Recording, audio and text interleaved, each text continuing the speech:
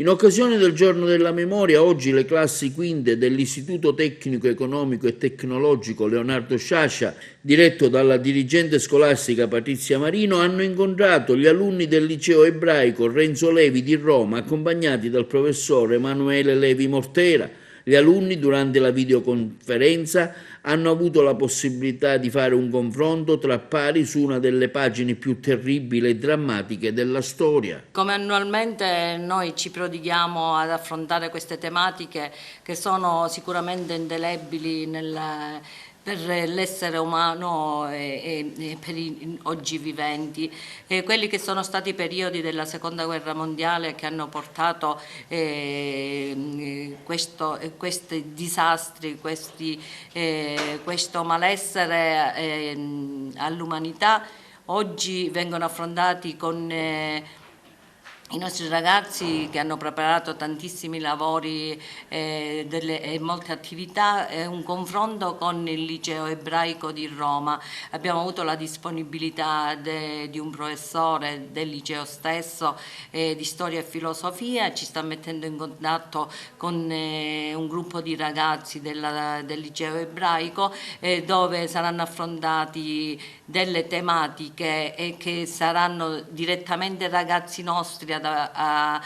confrontarsi con loro, a fare delle giuste riflessioni, avranno la possibilità di ascoltare anche loro che vivono i loro momenti particolari riprendendo le situazioni passate. Sicuramente sono ragazzi del popolo ebraico e che magari sono nati, cresciuti, hanno vissuto e vivono tutt'oggi le storie dei loro antenati.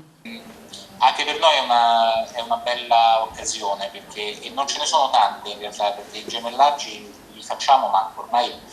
insomma in questo periodo ovviamente non è possibile, cioè sarebbe possibile farli con questa modalità che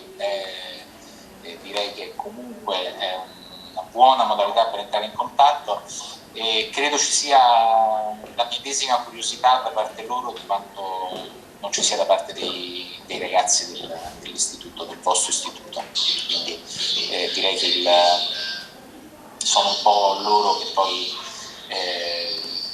devono, se vogliono, chiaramente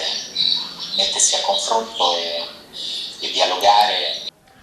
Intanto la scuola riaprirà i battenti, quali novità possiamo comunicare a chi ci vede?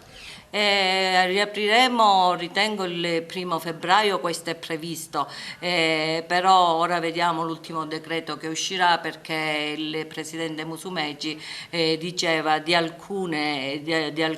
posti in particolare che saranno zone rosse. Speriamo che Agrigento non sarà una zona rossa perché potrebbe nascere la possibilità di restare ancora a casa, però penso proprio di no perché noi abbiamo poi pianificato tutto con il prefetto, abbiamo dato le nostre indicazioni per gli orari di ingressi e di uscita, proprio perché avendo molti pendolari all'interno di questa scuola la difficoltà sono sempre i trasporti.